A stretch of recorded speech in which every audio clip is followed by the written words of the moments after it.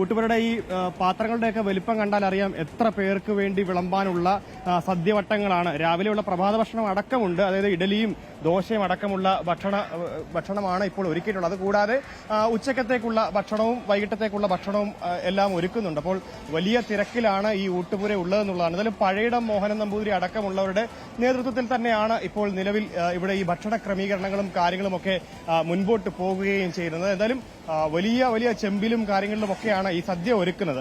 3500 ഡെലിഗേറ്റുകൾ ഉണ്ടെങ്കിലും അതിലും കൂടുതൽ ആളുകളുണ്ട്, ജീവനക്കാരും പോലീസുകാരും ഒക്കെ ആയിട്ട്. ചേട്ടാ, ഇതിപ്പോ എത്ര പേർക്കുള്ള എന്താണ് ഈ ഒരുക്കുന്നത്?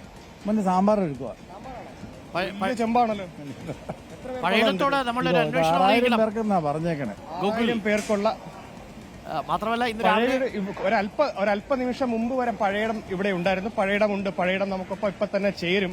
എന്തായാലും പഴയിടത്തോട് തന്നെ കാര്യങ്ങൾ തിരക്കി അറിയാം എത്ര പേർക്കുള്ള ഭക്ഷണമാണ് തയ്യാറാക്കുന്നതെന്നടക്കമുള്ള കാര്യങ്ങൾ.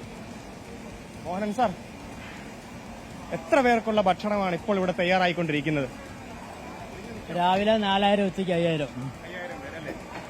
രാവിലെ എത്ര പേര് ഭക്ഷണം കഴിച്ചു പോയി കാണും ഇപ്പൊ കണക്ക്? അറിയില്ല. ഇവിടെ സാധനം കൊടുത്തോണ്ടേ ഇരിക്കും, ആൾക്കാർ കഴിച്ചും പോകും. എന്താണ് ഇത്ര സ്പെഷ്യൽ? എന്താ ഉള്ളത്? സ്പെഷ്യലൊന്നുമില്ല. പാലടപ്രഥനോട് കൂടിയ ഊണാണ് ഉച്ചയ്ക്കുള്ളത്. 8ഓളം പായസങ്ങളുണ്ടല്ലേ? ഇല്ലില്ല, 8ഓളം വിഭവങ്ങൾ, പായസം ഒന്നേ ഉള്ളൂ. പിന്നെ നോർത്ത് ഇന്ത്യൻസിന് വേണ്ടിയിട്ട് vegetable pulao, chilli gobi, paneer butter masala, chapati, kurma തുടങ്ങിയ സംഭവങ്ങളെല്ലാം വെച്ചിട്ടുണ്ട്.